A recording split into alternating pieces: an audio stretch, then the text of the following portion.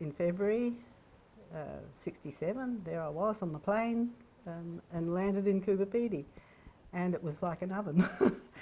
And I lived in a little, very rough little house, and was within walking distance of school, and school was very basic. It was no air conditioning, of course, no power, very limited water, drop toilets, yeah, very basic, but it was, you made the best of it. So the 3 years went very quickly. And in the meantime, on that first year, I had met my husband-to-be, David, and in 1970, I decided to quit when we decided to get married in 1970, and we decided to mine together. And so that was our life for the next 10 years. Well, as a person, a young woman who had never had anything to do with machinery, I was nervous, as you can imagine. There I was on my own, and I was nervous. That was day one, and you know, I often thought, gosh, it was brave of me, I guess, to carry on, but I did, and I became quite proficient after that, and I enjoyed it. What had happened with breakdowns or accidents? What did you do? How did you function? On the first day, my first day on the York hoist, I was terribly nervous, not having worked equipment before, and my teacher, a neighbour, had just left. He'd supervised me to raise some buckets, yes, and it was fine, but I got nervous, and then when one bucket was coming up, it hit the side and then bounced off the other side, and I don't know what happened, but I probably increased the pressure on the handle, bringing it up, which broke the not the brake drum, but the friction roller, and that affected the brake drum, and I lost the brake, and so when it came to the top, no brake, and the bucket fell, I screamed, and Dave didn't know whether it was me or the bucket coming down. But anyway, yeah, the hoist was absolutely ruined, and when we took it to the mechanic at 8 Mile, he said, "Gelignite?" And Dave said, "No, Jenny." So that was my first experience, my first day, but after that things got better. That was the time of great immigration. The war was over, Second World War, so we had waves of immigration. Yes. How did you see that at Coober, Pedy? Well, it was instrumental in how Coober, Pedy developed. There were a lot of Italians came early on in the 60s because they came from the mica fields mostly in Northern Territory, the Harts Range mica mines, because they closed down because there wasn't a market for mica anymore. And here were a lot of Italian hard rock miners who their mine was closed, they had equipment, and so it was pretty obvious that they knew about Coober, Pedy, and Coober, Pedy had produced, you know, there were terrific finds already in Coober, Pedy in the 50s, and so it was natural for them to come here, and they did. So that really was the first technology, where probably the Italians coming in from the mica mines. Oh yes, yes. They introduced equipment in the first place, because before that it was just very, very basic. Mining was with a windlass, hand mining with a windlass.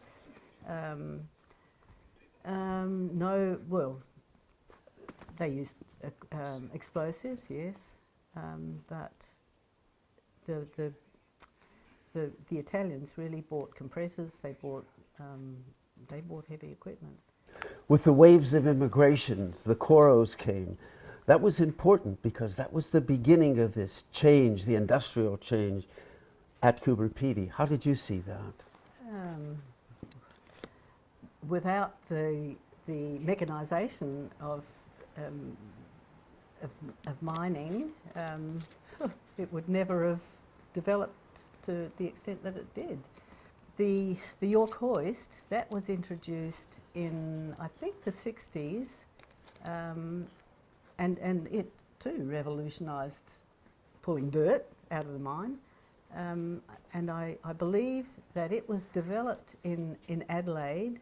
Well, I was just one of the people who used the York hoist, and we stuck with it because we liked the simplicity of working that way.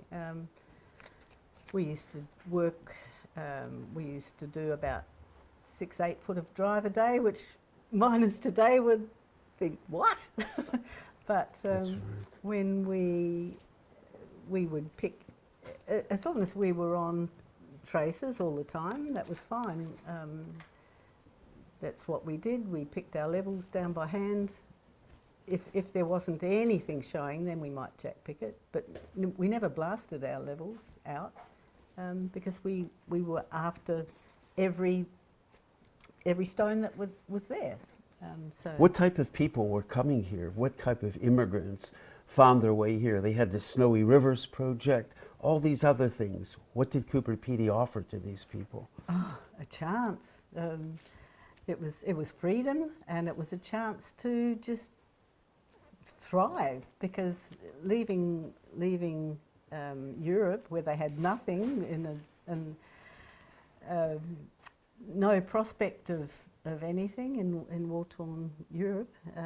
Yeah, so many came to Australia. So many ended up on the Snowy Mountain scheme, working, or I knew people who worked or had land in Queensland, or as cane cutters. Yeah. Yeah, they worked because there was no dole. They had to. Well, that gave them a terrific chance, first chance, because the wages were good, and I suppose when they tired of that, then they struck out on their own. It gave them a good base to start from. Alternatives were factories in Adelaide or around, so Yeah. I guess we were the freedom that they wanted. Exactly, and the chance to make something, yeah, they were the perfect candidates really for opal miners when you think of it. They didn't mind gambling. That was fine. And so many, well, getting back, thinking about the 60s, we had Christiana's family. They came a bit earlier in 57. They did well, and so Greek compatriots would have heard about their finds and come. I've got no idea of Greek numbers, early numbers, but then when the mica fields collapsed around about the same time in the late 50s, the Italians brought their machinery here and their knowledge of mining, and they stayed. They did well. A lot of them did very well, Bepi Coro included.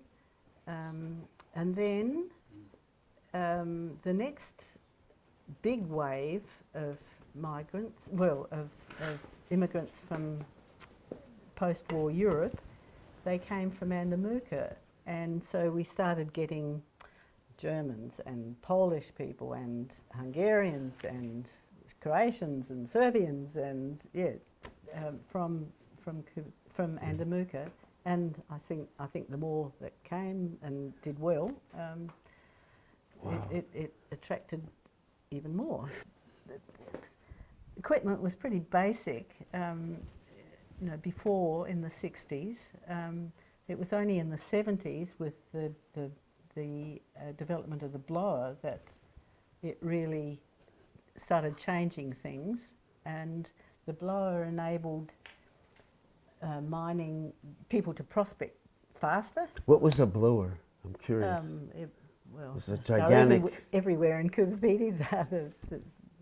They're commonly called the big vacuum cleaner. Vacuum cleaners, Yeah, wow, yeah. that's a beautiful... And they just enabled, instead of blasting and pulling dirt by hand once or twice a day, you could blast and suck out the fumes first of all, get rid of the dirt quickly. You could blast, I don't know how many times a day. As long as you could pull out the fumes. That's right.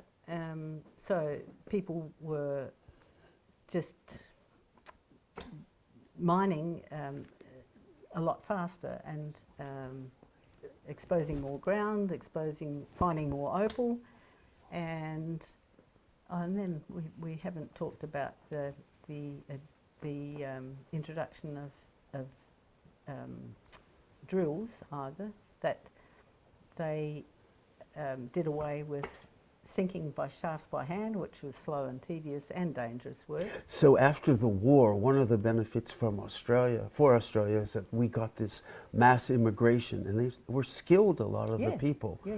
Blowers, tunneling machines, drills. Well, the tunnelling machine, as far as I'm aware, well, look at how tunnelling machines have revolutionised the opal mining industry, because it enables prospecting, huge, vast removal of dirt, and then became something much quicker. Yes, yeah. But the core wheel drill, I think the first core wheel drill came in the 60s, I think. So they revolutionised again. That was an American drill originally. I believe so. They all made prospecting so much easier. People just didn't have to spend a week sinking a shaft by hand, and which was slow and tedious and dangerous work. Basically, we had the technology come up here, so we had the drills, we had the tunneling machines. You were in the really early part, the York hoist. Wow. And that ended probably what? You got here 67. Yep. And when did that York hoist thing be replaced by the new technologies? It really replaced, the blower replaced the York hoist. Yeah. Because that was pretty slow and tedious work. So the blower just made mining just so much, speeded up the process. But your period, I think, was really interesting. That was the hard yakka. It was I guess we've always done things that we enjoy, and physical work is quite enjoyable too. And it's, even if it's slow and tedious, there was something quite noble, I think, about pulling dirt with the York hoist.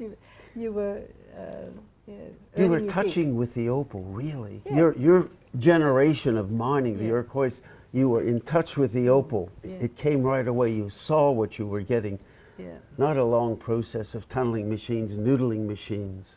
But you saw what you... When in the 70s, in the 60s, late 60s, Dave had this was before we started, while I was still teaching, he had a Swiss partner as a miner, and he worked with German people, and he worked with another American.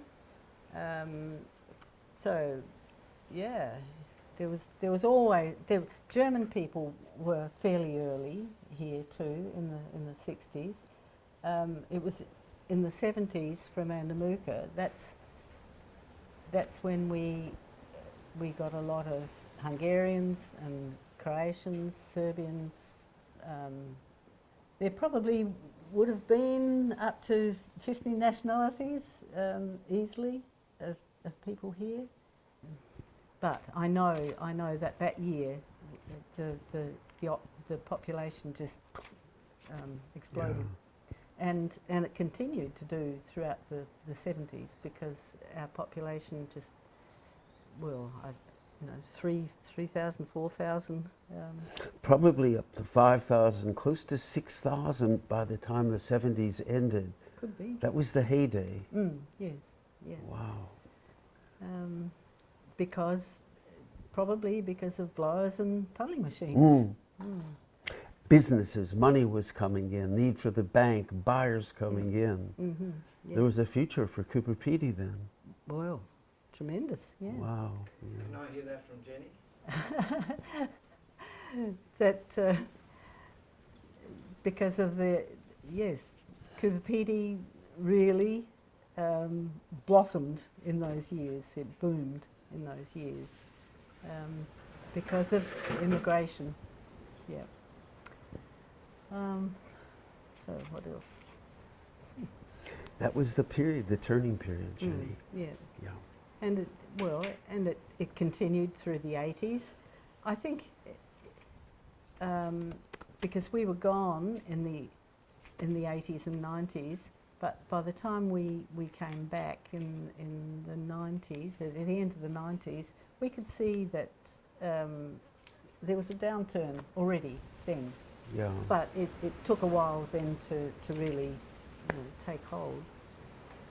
Mainly because all of the people who came in the 60s and 70s were getting old and retiring. And unfortunately, because of increasing costs of mining and the lack of will probably for younger people to have the same sort of gambling instinct that you have to have as a miner. This was lacking. Did young people have to stay or leave Coober Pedy when you came back? How did you see it? Already younger people weren't staying, I think. And mining became more expensive to get into too. Yeah. That's a big thing. You can't just, like a York hoist, you can get a York hoist for next to nothing and a lighting plant and you're off on a set of ladders. But getting a blower and then the expenses of explosives too, that's quite prohibitive for someone just starting off. So mining became very specialized with equipment, machinery. More or less, yeah, I'd say that.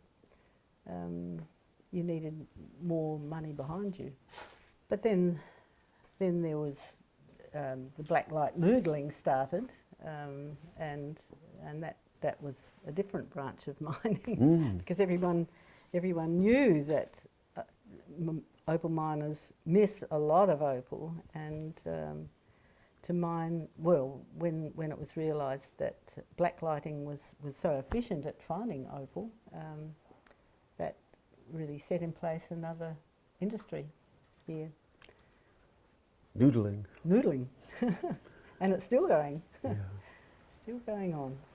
What is noodling? Noodling is, well, the hand noodling is just fossicking around for lost stones, but blacklighting makes short shift of noodling because the opal fluoresces under ultraviolet light, and if people are mechanised as in a noodling setup, the black light, the material comes through on conveyors through a shed, which is lit by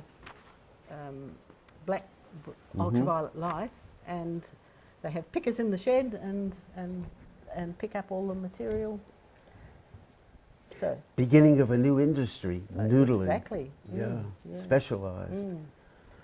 What was it like, Jenny, being a female miner, partner? I didn't think about it. Because? There were a few other women mining.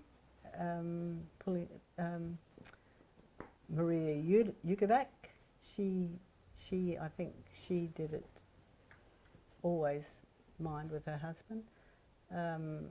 I know Inga Fugue. She also mined. There must be lots of others. Oh, Gerda Meyer, she drove bulldozers. Bronte. So did Bronnie later Lassou. She drove bulldozers with her husband. Yes, there's... Those type of few women others. were... Bronte came over from Czechoslovakia when it was under the Iron Curtain. Yeah. But then we were getting those type of people who escaped and wanted freedom. Yeah. She came with her husband. Charlie. I don't think they came, they were mining at first because he had a garage, Zook's garage. Fuchs. Fuchs. Charlie Fuchs. Fuchs, yeah. I think, when that marriage dissolved, yeah, I'm not sure when Bronnie started driving a bulldozer, but yeah. She could hang with the men, couldn't she? Oh yeah. Bronnie, she